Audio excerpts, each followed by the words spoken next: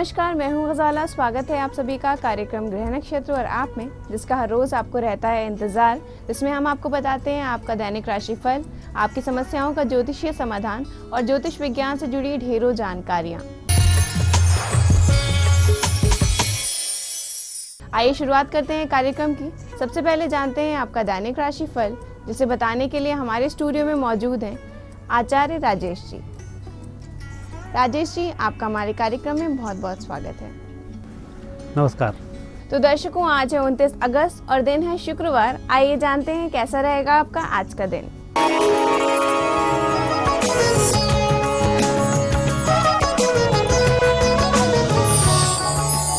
अब देखते हैं दैनिक राशिफल। आइए इसका शुभारंभ करें प्रातःकाल के पंचांग से। भाद्रपद शुक्ल पक्ष चतुर्थी तिथि शुक्रवार का दिन। शुभ समय प्रातः 7:30 से 9 बजे तक, राहु काल प्रातः 10:30 से दोपहर 12 बजे तक। चंद्रमा रहेंगे कन्या राशि में। अब हम देखेंगे आपका दैनिक राशिफल। पहली राशि है मेष। मेष राशि वाले व्यक्तियों के लिए आज ग्रह योग उत्तम है।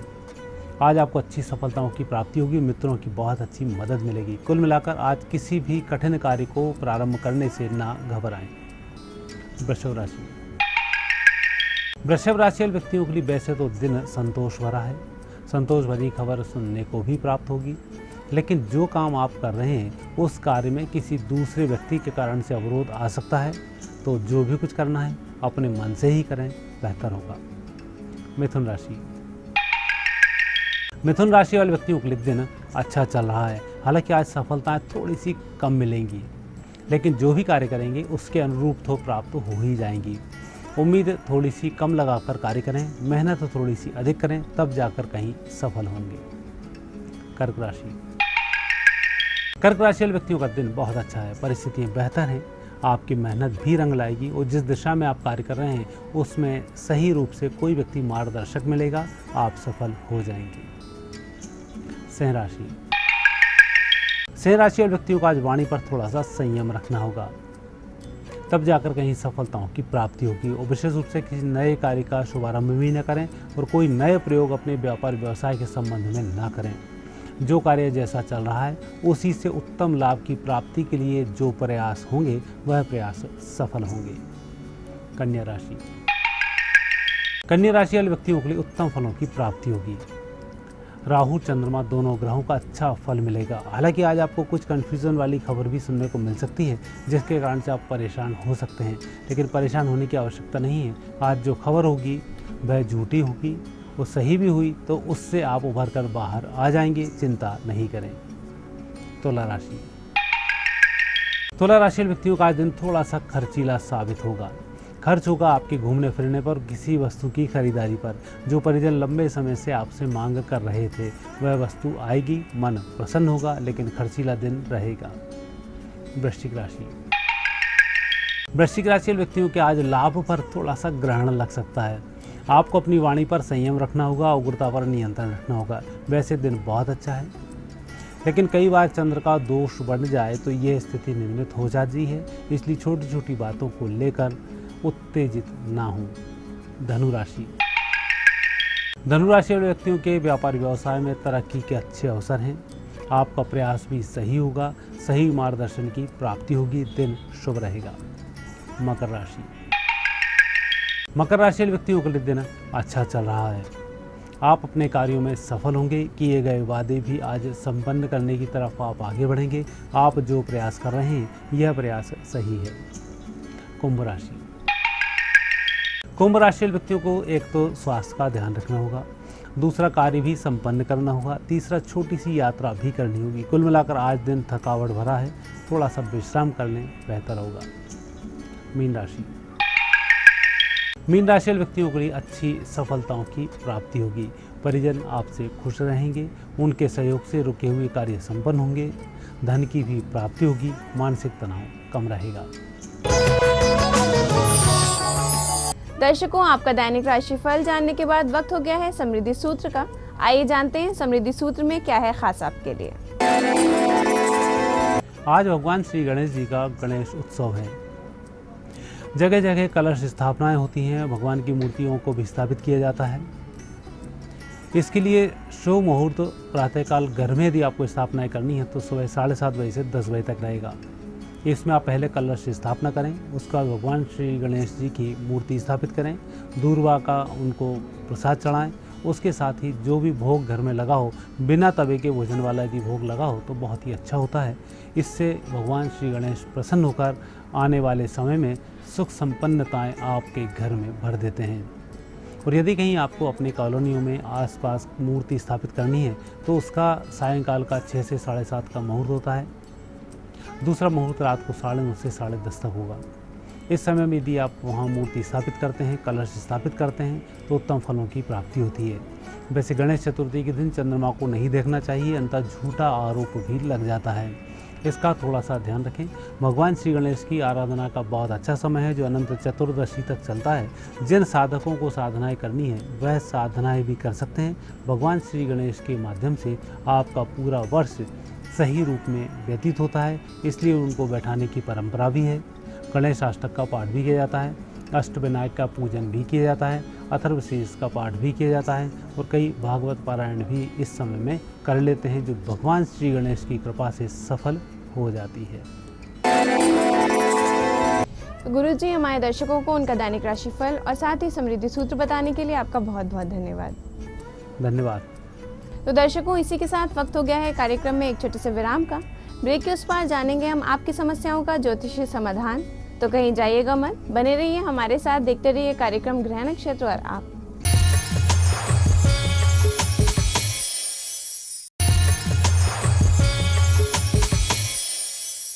ब्रेक के बाद एक बार फिर से स्वागत है आप सभी का कार्यक्रम ग्रह नक्षत्र और आप में। अब हम जानेंगे आपकी समस्याओं का ज्योतिषीय समाधान, जिसे बताने के लिए हमारे स्टूडियो में मौजूद हैं प्रख्यात नक्षत्र गतान्वेषी डॉक्टर शंकर चरण त्रिपाठी जी। गुरुजी, आपका हमारे कार्यक्रम में बहुत बहुत स्वागत है। प्रणाम। तो गुरुजी, आज गणेश चतुर्थी है, हमारे दर्शकों को बताइए कि गणेश चतुर्थी का ज्योतिषीय आधार क्या है। ये तिथि वास्तव में गणेश के समक्ष ही जब गई है, ब्रह्मा मुरारी त्रिपुरांतकारी भानु शशि ग्रह गोचर समस्तात, नहीं पश्चिमे कम नहीं उत्तरेयम वचनम ब्रवीतात सहतात पुंजवा। पिता की गोद में बैठा हुआ महादेव पूछा, तू मुंह लटकाए हुए कौन सी तिथि है? कहन में चौथ, मैं चतुर्थी तिथि, मुझे कोई वर्ण नहीं करता, मुझे कोई धारण नहीं करता, मेरी कोई प्रसन्नता और आह्लाद की अवस्था प्राप्त नहीं होती, ऐसे में कुछ करो। गणेश ने महादेव से कहा, क्यों ना हम इसका वर्ण कर लें? महादेव ने कहा, तुम स्वयं वर्ण करने में समक्ष समर्थ एवं योग्य हो, लेकिन ये तिथि अत्यंत अपयश एवं कालिमा युक्त है, इसलिए इसको ग्रहण करने पर तुम दोष युक्त हो सकते हो। तब मुस्कुराया गणेश और गणेश ने अपने बाप महादेव को ही कह डाला, वक्रोपि चंद्र सह शीर्ष पातुम नभा पुनीतम सायम्रतायुत। और तुलसी ने इसको दिया, वक्र चंद्रमयी अग्रसई न राहु और टेढ़ जानी शंका सब काहू। तो फिर कहा, बेटा एक काम करे। कहन क्या? कहन 2 नंबर का चंद्रमा हमने ले लिया अपने मस्तक पर। कहन हाँ। कहन 3 नंबर की तीज फिर पार्वती ने ले ली, तुम्हारी माता ने। कहन ठीक। कहन क्रमानुसार ही रखो।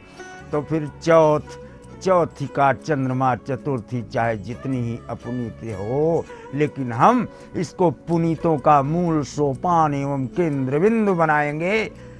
गणेश के इस वाक्य और इस धारणा शक्ति से चतुर्थी तिथि तब से पवित्र हुई और भाद्रपद में कृष्ण ने बृहस्पति को जागृत करने के निमित्त चतुर्थी तिथि का आह्वान नंद बाबा, यशोदा और गर्ग ऋषि के द्वारा भी प्रमाणित किया गया है कि चतुर्थी तिथि के दिन बृहस्पति को जागृत किया गया है। और वैसे भी कृष्ण जन्माष्टमी से और चतुर्थी तक के प्रमाण अगर आप लें तो आपको बृहस्पति की ही संख्याएं निरंतर क्रमानुसार प्राप्त होंगी। और बृहस्पति की 5-9 दृष्टियां हैं। चतुर्थी के दिन बृहस्पति मूल्यवान ज्ञानवान होने के साथ साथ स्त्री रत्न जो पूर्णांक है वो पूर्णत्व को प्राप्त हो जाता है, क्योंकि बृहस्पति की 9 की संख्या और चतुर्थी की 4 की संख्या मिलकर के 13 संख्या, त्रयोदशी महादेव का पुनरोक्त वाक्य और ऐसा जहां दिन और रात बराबर होते हैं ऐसी तिथि का सृजन 13 की संख्या जो गुप्त रूप से चतुर्थी में विद्यमान है, नीत है, inherent in 4 the 13 number, that is the number of Mahadev, the आश्रय Vishnu, the creation of Brahma. इस कारण से चतुर्थी तिथि का वर्ण गणेश ने करके इसको अद्भुत, करिश्मेटिक, चमत्कारिक, कौतूहल, आश्चर्य युक्त उपलब्धियों का एक ऐसा सोपान है कि इस दिन अगर गणेश की अर्चना पूजा दूरवा से कर ली जाए तो सिद्धियां अणिमा महिमा लघिमा गरिमा दरवाजे पर नाद करती हुई मिलेंगी, ऐसा प्रमाणों से जाना जाता है। तो दर्शकों, इस महत्वपूर्ण जानकारी के बाद वक्त हो गया है आपकी समस्याओं का ज्योतिषीय समाधान जानने का। आइए जानते हैं हमारे पहले कॉलर कौन है और उनकी क्या समस्या है। मैं श्वेता सोनी बोल रही हूँ, धनबाद। मेरे भाई सौरभ कुमार है, इनका डेट ऑफ बर्थ है 31 अक्टूबर 1978, दोपहर के 3:05, जगह है बिहार। सर मुझे पूछना है कि उनकी शादी नहीं हो पा रही है, सेटल होते होते रह जाती है, शादी कब तक होगी और किस सिटी या एरिया में होगी। श्वेता सोनी जी ने हमें कॉल किया है धनबाद झारखंड से। गुरुजी, इनका कहना है कि इनके भाई के विवाह में काफी विलंब हो रहा है, उनका विवाह कब तक होगा, कृपया इन्हें बताइए। कन्या तुला चित्रा, देखो भाई, हम मिथुओं कन्या को बताते नहीं। ये लोग ब्रह्मा की बात न माने जिसने पैदा किया है, हमारी बात कैसे मानेंगे। इनके पास कन्याएं 6-6, 7-7 प्रस्ताव के रूप में आई, लेकिन उन्होंने स्वीकार नहीं किया। 78 बार है। और एक बात और बता दे, विश्व मत में इंडियन एस्ट्रोलॉजी का मत मत लो, चाइना का मत लो, वेस्टर्न मत भी मत ले लो, बौद्ध मत में भी विधुन्तुदः पोयते, रहीम खान खाना ने जातक खेटकम में लिया है कि ऐसा व्यक्ति नारी का चिंतन तो करता है लेकिन नारी के सामने देखते ही भयभीत हो जाता है, इसलिए विवाह की इच्छा अनिच्छा में बदल जाती है, जिसके कारण से विवाह में विलंब है। उपायम से दुष्करात, तांबे का सर्प 6 फन का, उस पर ये जल डाले, तब 45 दिन बाद इसकी बुद्धि शुद्ध हो और तब ये विवाह की इच्छा व्यक्त करे। और उसके पश्चात प्रथम आयामा नाम की कन्या के साथ पाणी ग्रहण का क्रमांक 8-4-12 यानी 12 दिसंबर 2014 और मार्च 12 2015 के मध्य देखा जाता है। श्वेता सोनी जी, आपके भाई के विवाह कब तक हो जाएगा, इसकी जानकारी आपको अवश्य मिल गई होगी। आइए जानते हैं हमारे अगले कॉलर कौन है और उनकी क्या समस्या है। श्रीमती विमलेश पाठक कानपुर से बोल रहे हैं। हमारी जन्म तिथि है 9 मई 51, जन्म स्थान ललितपुर। मकान जो मैंने लिया है, जब से लिया है तब से हमारी आर्थिक स्थिति बहुत खराब हो गई है। मकान हमारा बनेगा, फलेगा या हमारी स्थिति आगे चल के भविष्य हमारा कैसा रहेगा, कोई उपाय बताइए। विमलेश पाठक जी ने हमें कॉल किया है कानपुर उत्तर प्रदेश से। गुरुजी, इनका कहना है कि जब से इन्होंने मकान लिया है इनकी आर्थिक स्थिति बहुत खराब है, कृपया इन्हें कोई ज्योतिषी उपाय बताइए। तुला मिथुन मकसरा, देखो जमीन का प्रश्न जब तक उस स्थान पर खड़ा होकर कोई नहीं प्राप्त करेगा तब तक हम इसको ग्रहण नहीं करेंगे, क्योंकि जिसको आज आप अपना मकान कह रही हैं वो कल किसी और का था और फिर कल किसी और का हो जाएगा। इसलिए आप उसके ओनर नहीं हैं, केवल किराएदार होते हैं, भले ही रजिस्ट्री आप करा लें। वेद इस सिद्धांत को लेकर चलता है, उस स्थान से खड़े होकर अगर कोई बात करे तो हम ये अच्छा है कि बुरा वास्तु के अनुसार बताने में सक्षम होंगे। विमलेश पाठक जी, आपकी समस्या का ज्योतिषीय उपाय आपको मिल गया होगा। इसी के साथ वक्त हो गया है कार्यक्रम में एक छोटे से विराम का। ब्रेक के उस पार जानेंगे हम आपकी समस्याओं का और भी ज्योतिषीय समाधान, तो कहीं जाइएगा मत, बने रहिए हमारे साथ, देखते रहिए कार्यक्रम गृह नक्षत्र और आप।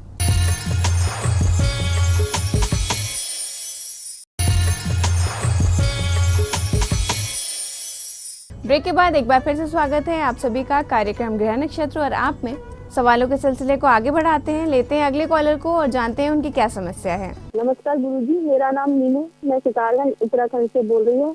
मेरी डेट ऑफ बर्थ 7 जुलाई 1971। बर्थ और टाइम है सुबह लगभग 4 बजे। कृपया मेरी आय में वृद्धि के लिए कुछ उपाय बताइए और मुझे कौन सा बिजनेस करना चाहिए, इसके लिए भी मुझे सजेस्ट कीजिए। नीनू अग्रवाल जी ने हमें कॉल किया है उधम सिंह नगर उत्तराखंड से। गुरुजी ये जानना चाहती हैं कि इनकी आय में किस तरह वृद्धि हो, इसके लिए कोई ज्योतिषी उपाय बताइए। 50 बार पहले बता चुके कि लाख उपाय एक दो नहीं, एक दो बिजनेस छोड़ और करे धन है तो, लेकिन लिलार लिखा उतना ही मिलेगा। इसको लिख लो ना। बैंक बैलेंस पहले से चलता है और बैंक बैलेंस का स्वामी कौन है? बुध। और बुध किसके साथ बैठा है? देख लो अपना, केतु के साथ। बुध को बकरी संज्ञक कहा गया है। बकरी के सामने डंडा दिखाओगे तो आपकी तरफ आएगी। सुमुखी लक्ष्मी का पदार्पण स्थिरत्व को प्राप्त होता है। अन्य 11 प्रकार की लक्ष्मी आती है और चली जाती है, जैसे अंजलि में भरा हुआ पानी। घुसो अपनी फैक्ट्री, उत्तर की तरफ खुलती है, सीधे घुस गए, सामने खंभा, इस पे मंदिर बनाए हो छोटा सा एक हाथ का, और इसी में अपना देवी देवता रख के पूजते हो। इसमें एक अपना भी चित्र रख दो देवताओं के पैर के नीचे, मौज में आ जाएगी फैक्ट्री। नीनू अग्रवाल जी, आपकी समस्या का ज्योतिषीय समाधान आपको मिल गया होगा। आइए लेते हैं अगले कॉलर को और जानते हैं उनकी क्या समस्या है।